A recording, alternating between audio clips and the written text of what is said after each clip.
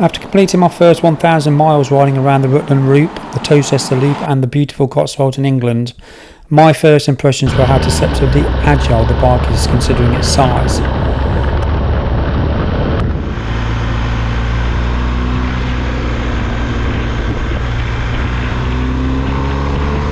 The GS weighs 249 kilograms, which is an unladen weight with 90% fuel and no optional extras attached.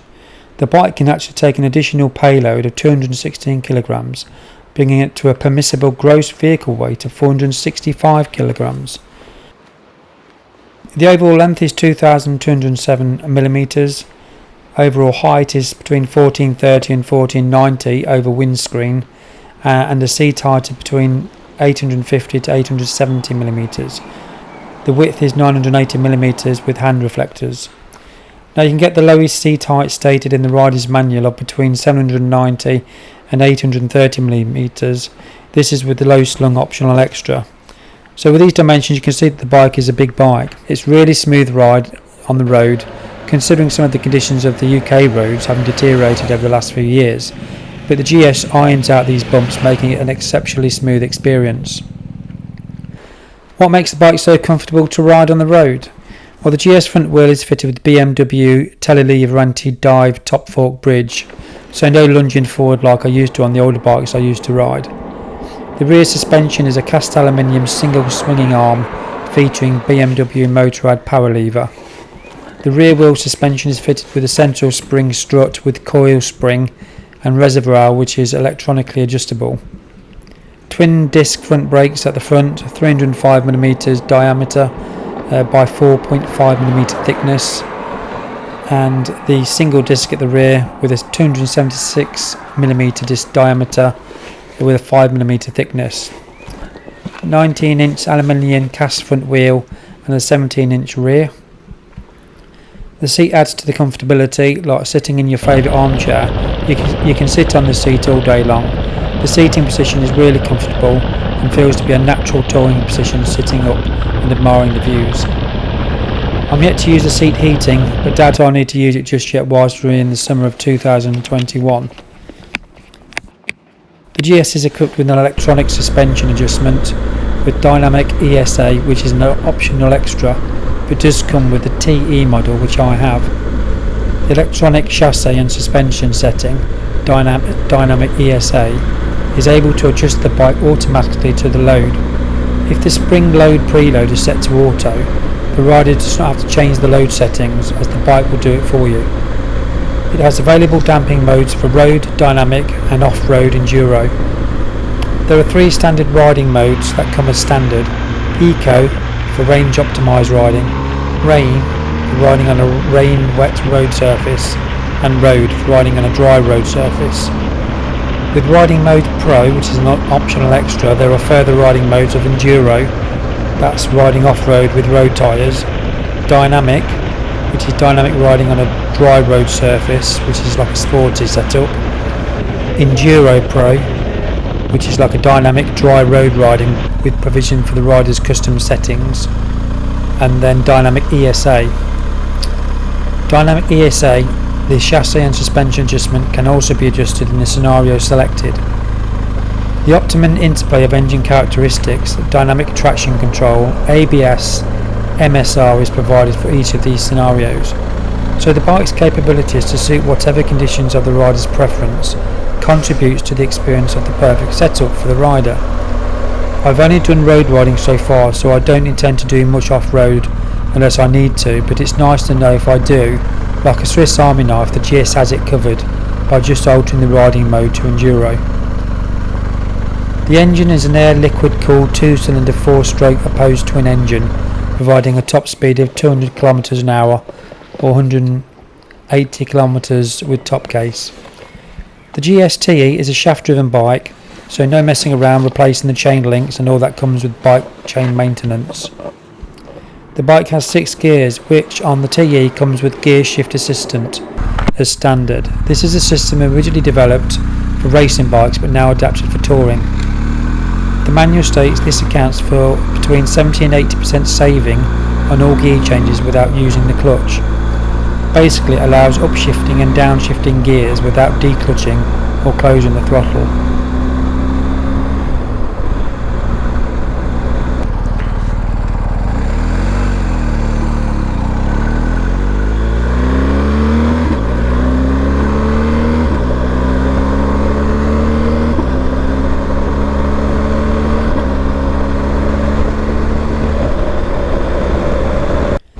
The mirrors give the perfect rear view and, more importantly, don't vibrate.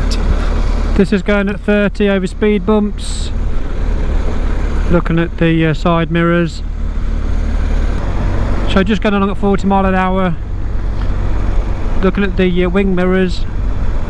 You can see there's not that much vibration at all, if any. Obviously when you go over a bump you're going to get a bit of distortion. But the mirrors are really good. Find them really useful, and you can just obviously adjust them to your requirements. So the bike does come with a USB just located down here, so I've already got my cable in here which loops around the handlebars. The slack's taken up, and obviously when my phone's in the mount it just connects into there. The only other aftermarket product I've applied to this bike is a GoPro bracket mount for the rear facing GoPro, and I've put a Cymark brace around the TFT. There was some suggestion that these TFT displays were being taken from the bikes, but after speaking to BMW they just said it was a bit of an urban myth. They had no information of any incidents happening with any of their customers. The brake lever does actually operate the front and back brake, so it's electronically calculated, so it's really good. I still use the foot brake. Sometimes I just use the foot brake on its own if it's slow speeds, but it's all electronically calculated, whereby the handbrake activates the front and rear brakes at the same time. So ABS Pro and dynamic brake control, this helps make the bike safer too. So when the brakes are applied due to an unforeseen hazard, for example, when the bike is banked for cornering, within the physical limits that apply to motorcycling, the ABS Pro system prevents the wheels from locking and skidding away. So in panic braking, the dynamic brake control increases the brake effect and intervenes if the throttle grip is accidentally turned during braking. The bike comes as a keyless ride, so obviously if you have the key with you, you can just press the button and it will all start up automatically. TFT is quite cool when it starts up. So here you have the rocker switch on the left to alternate the, so if I press down there you can see it change to the different menus. So you go into my vehicle and it shows you, it'll go through its setup sequence, so all these lights will go green once it's carried out its sequence, and as you've pulled off it will actually calibrate as it's going for the first few feet, and it will calculate the pressures in the tyres.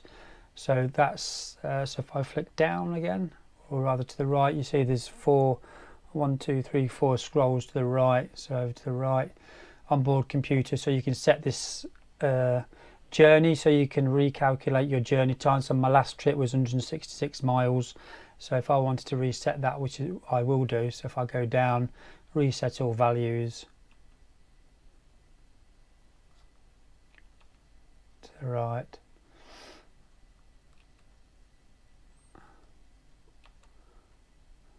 and then back, and that's all gone to zeros. So it's telling me I've got a fuel tank of 224 miles in the fuel there. You go into your settings guide, vehicle settings,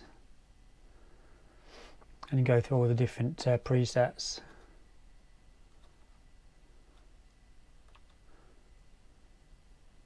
And there's all your riding mode pre-selection. So you can select 3, so this mode here when you're riding, you can change it whilst you're riding, but you can only have 3. I've got rain, road and dynamic, but you also got a choice of eco, dynamic, pro, enduro and enduro pro, and then you can do your own configuration as well. So that's your riding modes. Yeah, so that's the TFT, really good.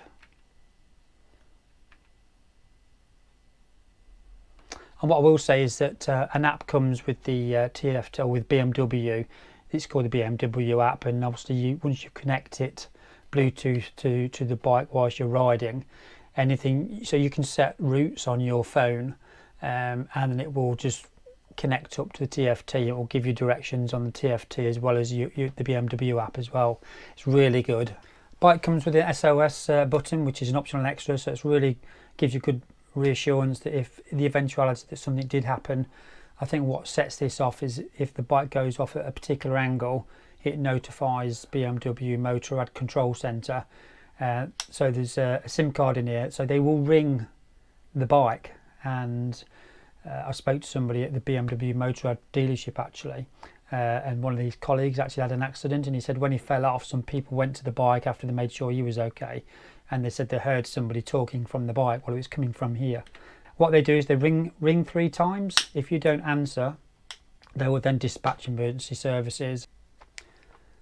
This is the seat heating, so obviously press that there. You can set your grip heating. I've not used this yet, but 5 different modes there, and the seat heating. Yeah, so really good intuitive TFT display there. What I will say is that the horn is a bit feeble. Some people have installed aftermarket products. I'll give it a blast. Sounds quite effective in a garage because it's in a garage and it's echoey, but when you're out on the road and you've got all the noise of the traffic, I think that could do with being boosted a little bit. So my bikes come with the sat-nav prepped bracket, which is here. I've not got a sat-nav device on the bike. I'm actually using the BMW connected app on my phone, which syncs with TFT, and that, for me, that's just perfect. I'm finding that suitable enough, and a really good sat-nav device. I don't need to pay another £400 or £500 for a Garmin sat-nav. So coming over to the left side of the bar, you've got the multi-controller, which you can tilt left and right there, which you can see, and it spins around to navigate the TFT display.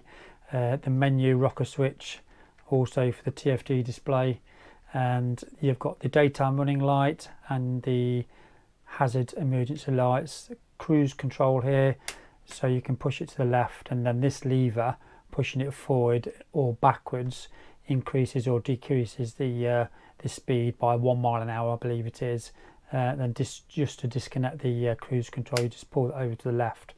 The horn obviously just located in the left there, and at the back you can see the high beam and flashlight there. Also, another good feature is the levers on. You can see this dial here. I've not actually altered mine, but you can actually move them, so you can pull the lever in to if you've got a long reach or a short reach. So that's quite good. Here you can see the top one is the dynamic traction control, and the bottom where there is electronic suspension adjustment.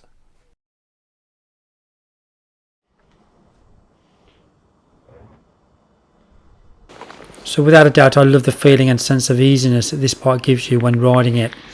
I guess in the background all the electronic gizmos and wizardry is working to enable you to feel a sense of reassuredness. It's an adventure tourer. It can adapt to different road types. You can just eat it mile after mile whilst you sit comfortably admiring the view in a natural seating position. It can ride safe in rain mode. It can ride conservatively in eco mode. It can go off-road in enduro mode, and you can turn on the power, putting it into dynamic mode.